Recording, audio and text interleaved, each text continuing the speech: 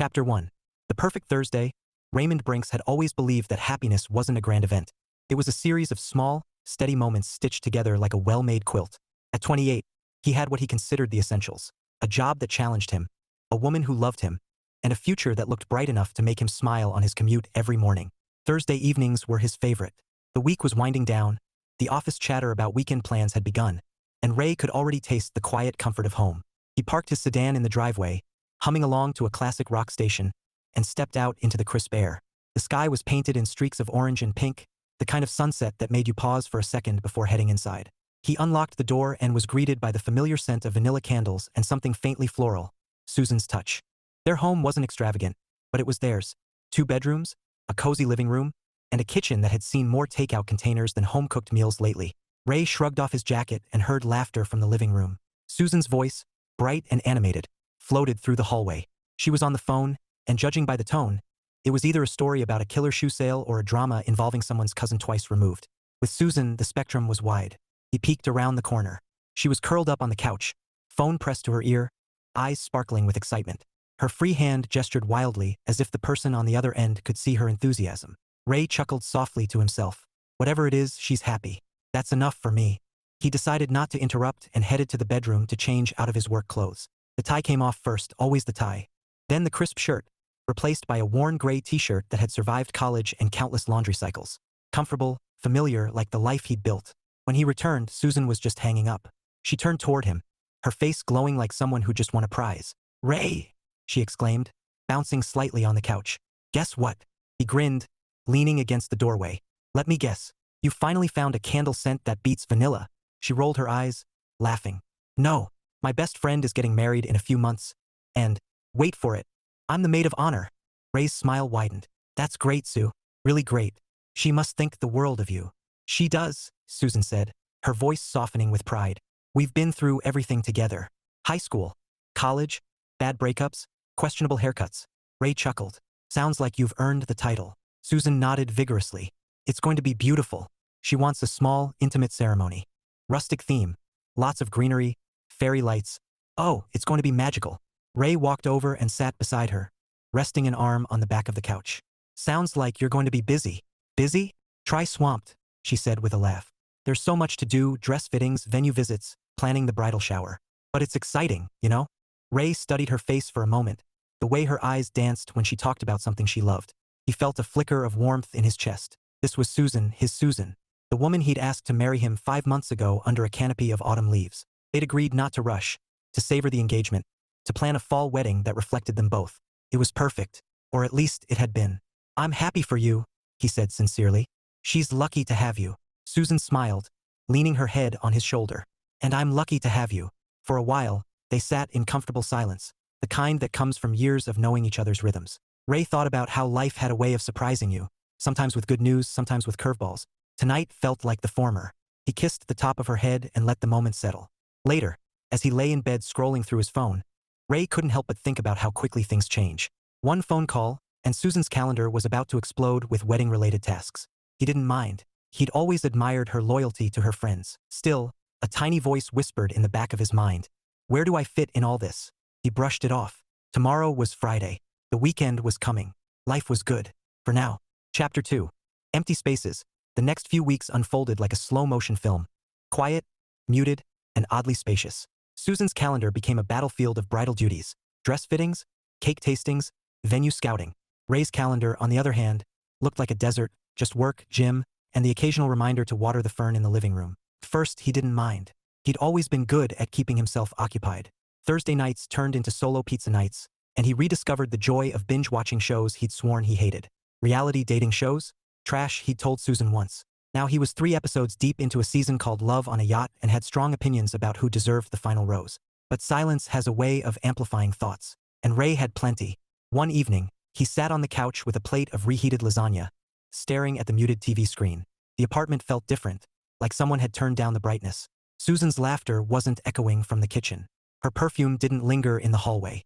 It was just him, the hum of the refrigerator, and the occasional car passing outside. He leaned back, fork dangling in his hand, and let his mind wander. 3.5 years together. 5 months engaged. We've talked about everything: vacations, kids, even what color to paint the guest room. And now, This weird gap. He wasn't angry. Not yet. Just unsettled. Like a puzzle missing a piece. Saturday afternoon, Ray decided to tackle the laundry. A task he usually avoided with the same enthusiasm he reserved for dental appointments. He sorted shirts, socks, and a pair of jeans that had seen better days. As he loaded the washer, his phone buzzed. A text from Susan. Susan. Hey love. Quick update. Cake tasting was amazing. Red velvet is life. Call you later. Ray stared at the screen, thumb hovering over the keyboard. He typed sounds great. Save me a slice, then deleted it. Too needy? He tried again. Awesome. Have fun. Simple. Neutral. Send. He tossed the phone on the counter and sighed. When did texting her start feeling like drafting a press release? By the third week, the silence wasn't just noticeable, it was loud. Ray found himself talking to inanimate objects for company. Don't look at me like that, he muttered to the fern as he watered it. You're thriving. I'm proud of you. The fern, predictably, offered no response. That night, he met his friend Max for drinks. Max was the kind of guy who believed every problem could be solved with either tequila or sarcasm, sometimes both. So, Max said, swirling his beer, you're telling me your fiancée is off planning someone else's wedding while you're home bonding with houseplants? Ray smirked. Pretty much. Max leaned back, grinning. Man, that's rough. You need a hobby. Or a dog. Or, hear me out, a motorcycle. Ray laughed. A motorcycle? I can barely commit to a gym membership. Exactly, Max said. Live dangerously. Ray shook his head, amused. I'm fine, Max, really. But as he drove home later, the word fine felt flimsy, like a patch over something deeper. Back at the apartment, Ray kicked off his shoes and sank into the couch. He stared at the engagement photo on the wall, him and Susan under a canopy of autumn leaves, smiling like they had the world figured out. He wanted that feeling back, the certainty, the warmth. Instead, he had empty spaces. Chapter 3. The dinner question. 3 weeks before the wedding, Ray decided to ask the question that had been nagging at him like a loose thread. It was a Tuesday evening, and the apartment smelled faintly of garlic and butter. Susan had made pasta, her go-to comfort food.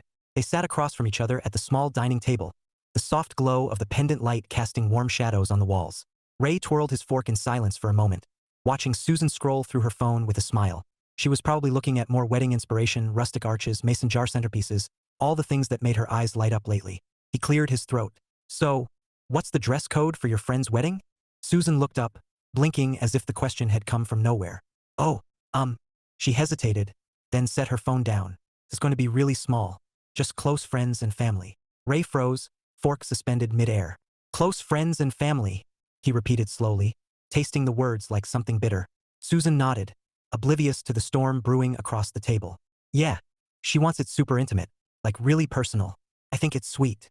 Ray's mind raced. Close friends and family. Not me, not us. 3.5 years together. 5 months engaged. And I don't make the cut? He forced a smile, though it felt like a mask. So, I'm not invited. Susan's eyes widened. Oh, Ray. She reached for his hand, her voice softening. It's not like that. It's just, she's keeping it really small. I hope you understand. Understand. That was the problem.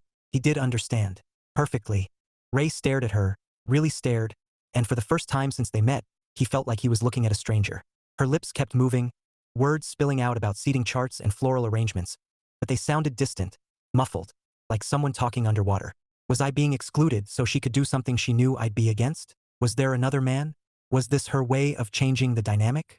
The questions flashed like lightning, but he didn't need answers. The truth was simpler and sharper. He had been set on a shelf, an accessory, optional. Susan laughed lightly at something she just said, completely missing the temperature drop in the room. Ray's chest tightened. He interrupted her gently, his voice calm but firm. We need to talk. She blinked, confusion flickering across her face. Talk? About what? Ray set his fork down, his hands steady even as his pulse roared in his ears. I've loved you for 3.5 years. I've included you in every part of my life, no exceptions. And tonight, you just told me I don't qualify as a close friend or family. He paused, letting the weight of his words settle. I believe you. Susan's mouth opened, but no sound came out. I'm ending the engagement, Susan. His tone was even almost gentle, but it cut like glass. I'm not going to risk my future on someone who sees me as optional. Her eyes widened in shock, tears pooling as if her brain couldn't keep up with the speed of the moment. Ray, wait, what? No, that's not. He stood, calm as a man walking through rain. He reached for her hand, slid the engagement ring off her finger with quiet precision, and slipped it into his pocket. Then he leaned down, his voice barely above a whisper. I really hope you find what you're looking for, but I deserve better than being optional. Before her mind could wrap around what was happening, he was already at the door, The click of the latch sounded louder than thunder in the silence that followed. Susan scrambled to her feet, heart pounding, and ran to the doorway. She stood frozen for a second, her breath hitching as the tears finally came. The engagement photo on the wall blurred through her sobs, a cruel reminder of a future that had vanished in the span of a dinner conversation. Chapter 4.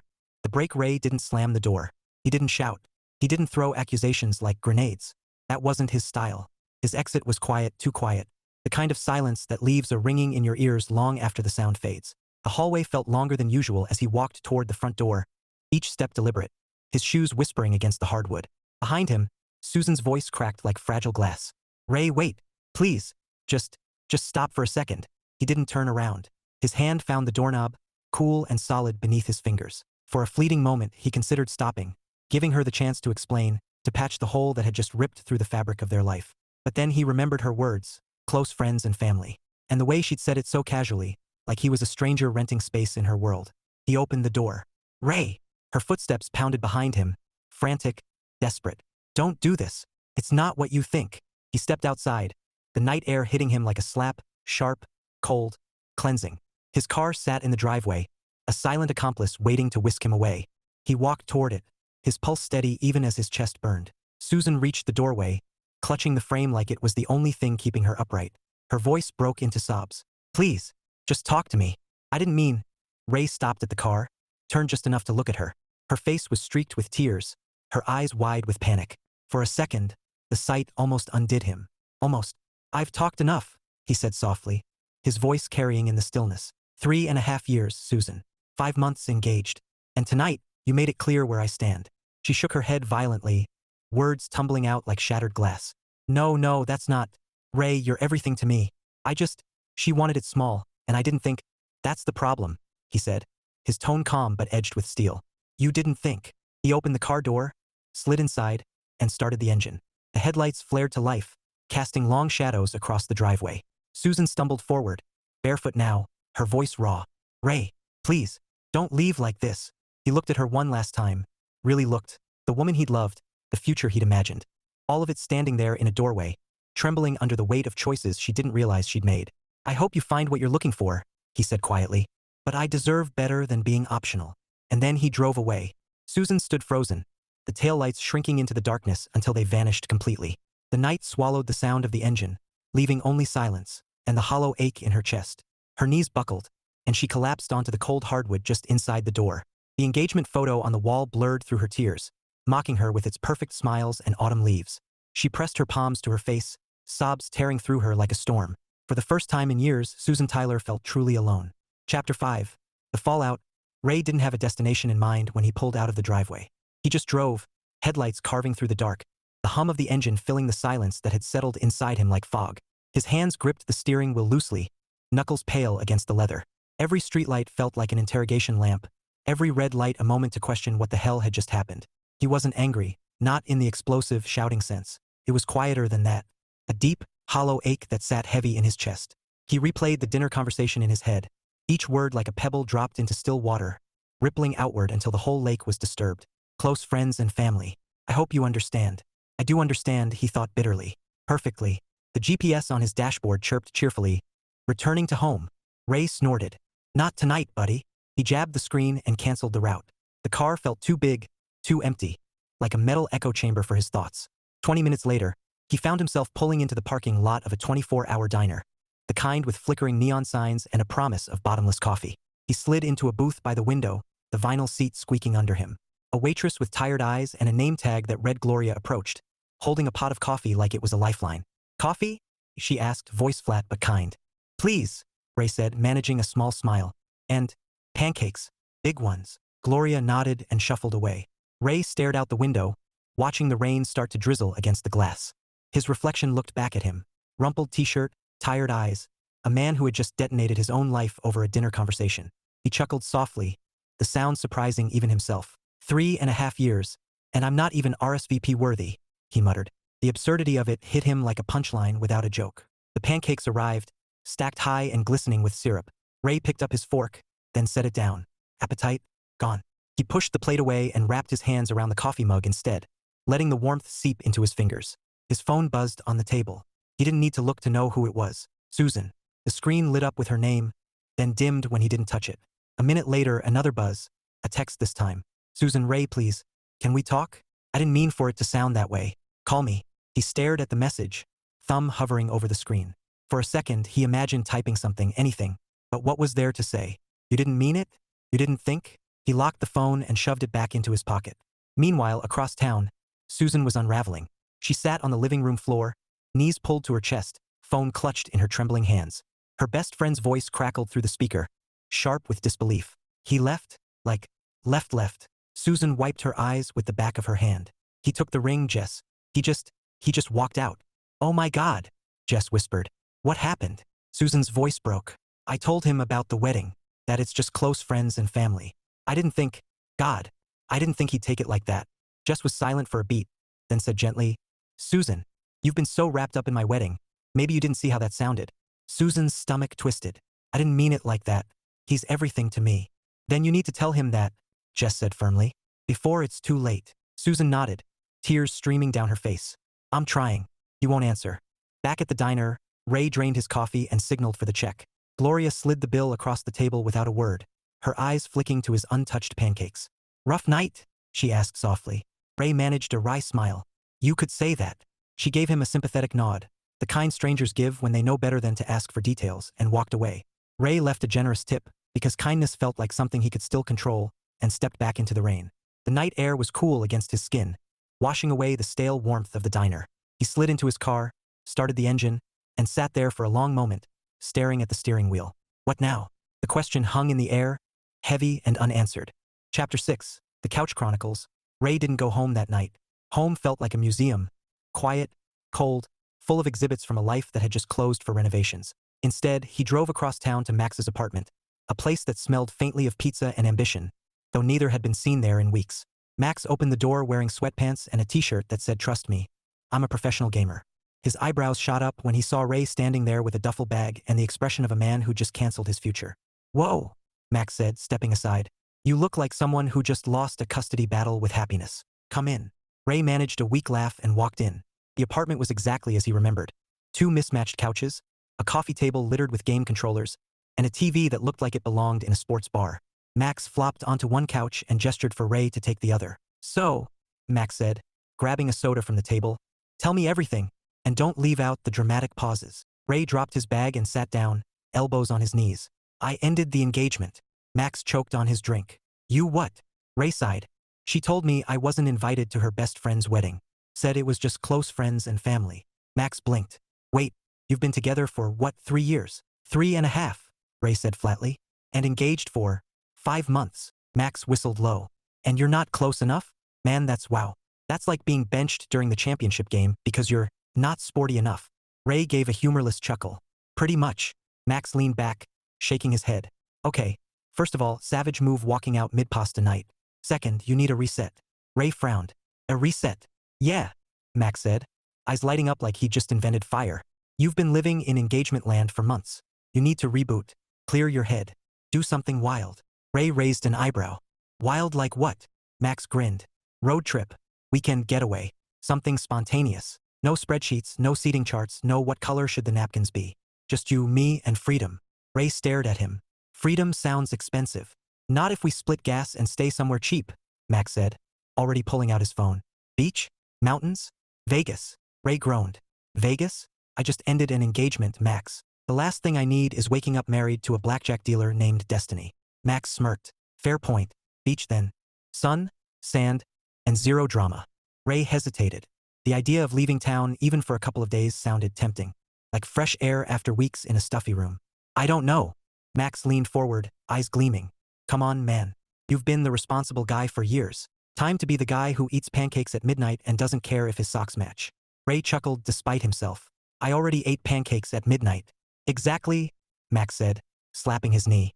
"You're halfway there." Ray shook his head, smiling faintly. "Fine, a weekend trip, but nothing crazy."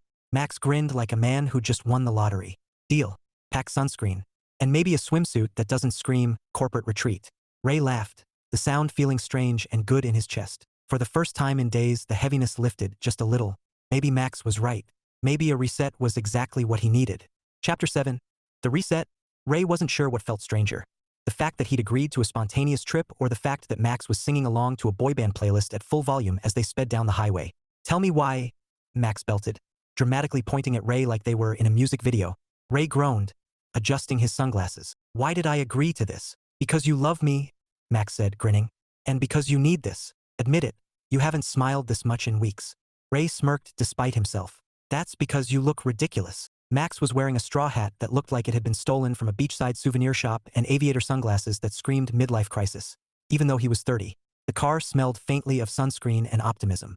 Their destination, a small coastal town 2 hours away, famous for its boardwalk, seafood shacks, and sunsets that made Instagram influencers weep. Ray had packed light, just a duffel bag with clothes and a swimsuit that, according to Max, needed an upgrade. The first mishap happened before they even hit the beach. Max had booked a motel online, claiming it was charming and rustic. Translation: the sign flickered ominously, and the front desk clerk looked like he hadn't smiled since the Reagan administration. Their room had 2 twin beds, a carpet that had seen things, and a bathroom that smelled faintly of bleach and despair. Ray dropped his bag and stared at the peeling wallpaper. "Charming, huh?" Max grinned. "Rustic chic." Ray raised an eyebrow. "Rustic crime scene." They hit the boardwalk that afternoon, the salty breeze tugging at Ray's hair. For the first time in weeks, he felt something loosen inside him, a knot unraveling. He bought a lemonade, watched kids dart between arcade games, and let the sound of waves drown out the echo of Susan's voice in his head. Max, of course, was in full vacation mode. He flirted shamelessly with the woman at the taffy stand, tried and failed to win a giant stuffed shark at the ring toss, and insisted on taking selfies every 5 minutes. "Smile like you're not thinking about spreadsheets," Max said, holding up his phone. Ray chuckled. "I don't think about spreadsheets on weekends." "Lies," Max said, snapping the photo anyway. That evening, they wandered into a beachside bar with string lights and live music. The place buzzed with laughter and clinking glasses. Ray ordered a beer, Max ordered something neon that looked like it belonged in a science lab, and they found a table near the stage. And that's when Ray saw her. She was at the bar, laughing with the bartender, her hair catching the glow of the lights like strands of copper. She wore a sundress that looked effortless, and her smile, God, her smile, was the kind that made you want to tell her your best joke just to see it again. Ray looked away quickly, taking a sip of his beer. Too soon, he told himself. Way too soon. But when she turned and their eyes met, just for a second, something flickered. Not fireworks, not lightning, just warmth, a spark in the dark. Max noticed, of course. Max noticed everything. He leaned in, grinning like a cat who'd found cream. "Well, well, well. Who's copper hair?" Ray shot him a look. "Don't start." "I'm just saying," Max said, sipping his radioactive drink. "You came here for a reset. That looks like a reset." Ray shook his head, but his lips betrayed him with the hint of a smile. Later, as they walked back to the motel under a sky full of stars, Ray felt lighter. Not fixed, not healed, but lighter. Like maybe the world wasn't ending after all. Maybe it was just changing. And maybe, just maybe, he was ready to change with it. Chapter 8. Enter the curveball. The next day dawned bright and breezy, the kind of morning that smelled like salt and possibility. Ray woke up on the twin bed in the motel, staring at the ceiling fan spinning lazily above him. Max was snoring on the other bed, one arm dangling off the side like he'd lost a fight with gravity. Ray sat up, rubbed his face and checked his phone. No new messages from Susan. Just the silence of someone who'd finally stopped trying, or maybe given up. He wasn't sure which hurt more. He showered, dressed, and stepped outside into the crisp coastal air. The ocean glittered in the distance, waves rolling in like they had all the time in the world. For the first time in weeks, Ray felt, okay. Not great, not fixed, but okay. They hit the boardwalk again after breakfast, Max demolishing a plate of pancakes like he was in a competitive eating contest. Ray sipped his coffee, amused. "Slow down," Ray said. "You're going to scare the locals." Max grinned, mouth full. "Locals love me." Ray shook his head, smiling faintly. "Sure they do." By late afternoon, the beach was buzzing with sunbathers, surfers, and kids building sandcastles that looked like medieval fortresses. Ray wandered toward a small cafe near the pier, craving something cold. He pushed open the door and froze. She was there, copper hair, the woman from the bar last night. She was sitting at a corner table, laptop open, a half-empty iced coffee beside her. Her hair caught the sunlight streaming through the window, glowing like polished bronze. She was typing furiously, then stopped, frowned, and muttered something under her breath. Ray hesitated, debating whether to turn around and pretend he'd come in for directions. But then she looked up and their eyes met. Again. This time she smiled. Warm, easy, like they were old friends instead of strangers who'd shared a glance in a crowded bar. "Hey," she said, closing her laptop. "You were at the bar last night, right?" Ray blinked. Yeah, I was." She tilted her head, studying him with curious eyes. "You looked like you were having fun." Ray chuckled. If by fun you mean listening to my friend flirt with the bartender and lose at ring toss, then yeah. Wild night. She laughed. A soft, melodic sound that made something in Ray's chest loosen. Sounds like a blast. He walked over, feeling oddly nervous for a man who'd once given a presentation to 50 executives without breaking a sweat. Mind if I join you? Not at all, she said, gesturing to the chair across from her. I could use a break from staring at spreadsheets. Ray raised an eyebrow as he sat down. Spreadsheets? You're speaking my language. She grinned. Work stuff. I'm a freelance event planner. Weddings, mostly. Ray's stomach did a weird flip. Weddings, of course. He forced a smile. Small world. Tell me about it, she said, sipping her coffee. I'm Harper, by the way. Ray, he said, offering his hand. Her handshake was firm, confident, the kind that said she knew exactly who she was. So, Ray, Harper said, leaning back in her chair. What brings you to our little slice of paradise? Ray hesitated, then decided honesty was easier than inventing a story. Reset button. Her eyebrows lifted. Reset button? Yeah, he said, shrugging. Life got complicated. Needed a break. Harper studied him for a moment, then smiled. Fair enough. Sometimes you have to unplug and reboot. Ray chuckled. Exactly. They talked for an hour about everything and nothing. Harper was funny, sharp, and refreshingly unfiltered. She told him about the chaos of planning destination weddings, the time a groom fainted during vows, and her secret talent for winning claw machines. Ray found himself laughing, really laughing, for the first time in weeks. When Max finally barged in, sunglasses perched on his head like a crown, he froze mid-step. His eyes darted between Ray and Harper, and a grin spread across his face like wildfire. Well, Max said, dragging out the words. Looks like someone found the local Wi-Fi hotspot. Ray shot him a look. Max, Harper laughed. Friend of yours. Unfortunately, Ray muttered. Max plopped into the chair beside Ray, grinning like a man who'd just discovered buried treasure. So, Harper, tell me, are you here to rescue my boy from his tragic backstory? Ray groaned. Ignore him. Harper smiled, eyes twinkling. I'll try. As they left the cafe later, Harper waved goodbye, promising to see them around. Ray walked back to the motel with Max, who was practically vibrating with excitement. Dude, Max said, slapping Ray's shoulder. She's perfect. Funny, smart, gorgeous. What are you waiting for? Ray shook his head, smiling faintly. I'm not waiting for anything. I'm just talking. Max grinned. Talking is how it starts. Ray didn't argue, because deep down he knew Max was right. Chapter 9. Susan's realization.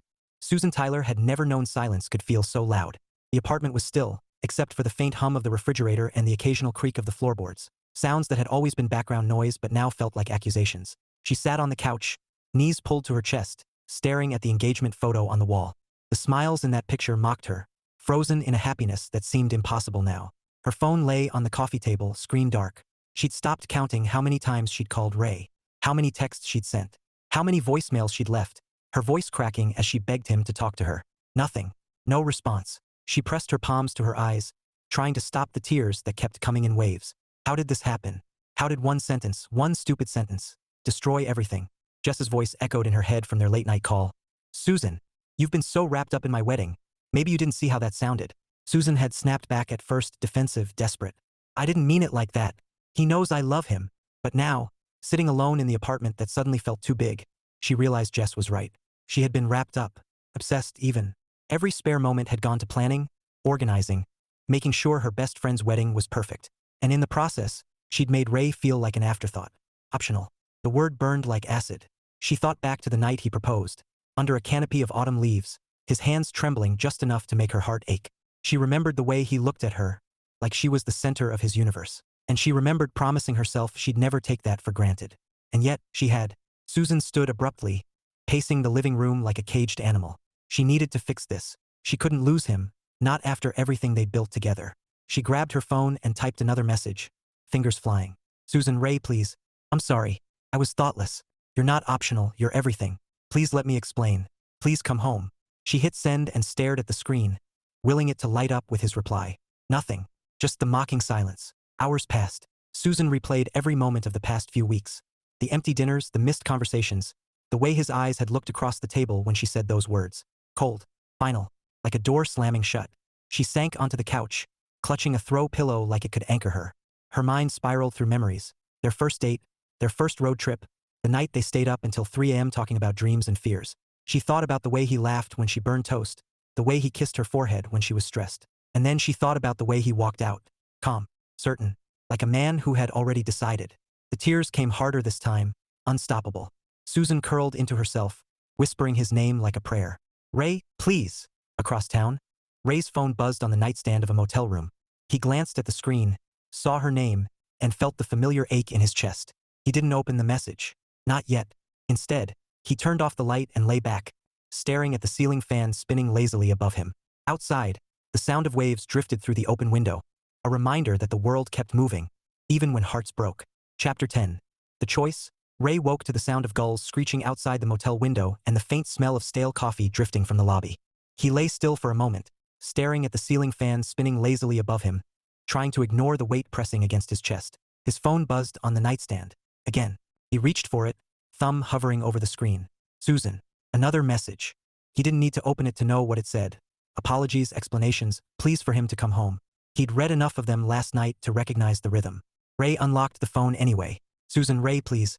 I'm sorry. I was thoughtless. You're not optional, you're everything. Please let me explain. Please come home. He stared at the words, his pulse ticking like a metronome. You're everything. Once, that would have been enough to make him drop everything and run back. But now it felt like a bandage slapped over a wound that needed stitches. He set the phone down and rubbed his face. What do I even want? The question had been circling his mind like a hawk since the night he left. Did he want Susan back? Did he want the life they'd planned, the fall wedding, the house with the guest room, the future that had seemed so certain?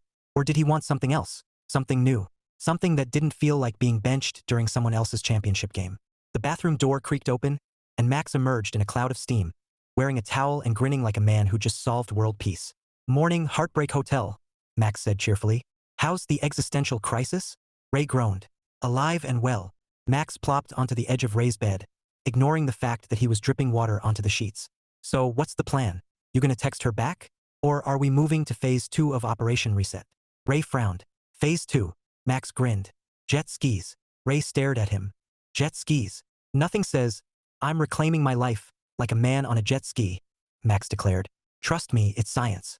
Ray shook his head, laughing despite himself. You're insane. Insanely helpful, Max said, snatching Ray's phone off the nightstand before he could stop him. Whoa, she's blowing up your phone like it's Black Friday. Max. Ray lunged, but Max held the phone out of reach, scrolling through the messages with exaggerated expressions. You're everything. Please come home. I didn't mean it. Max looked up, eyebrows raised. Dude, that's intense. Ray snatched the phone back, his jaw tight. It's complicated. Max leaned back, hands behind his head. Complicated is just another word for, you need to make a choice. Ray sighed, staring at the screen again. The words blurred as Harper's laugh from yesterday floated through his memory. Warm, unfiltered, like sunlight breaking through clouds.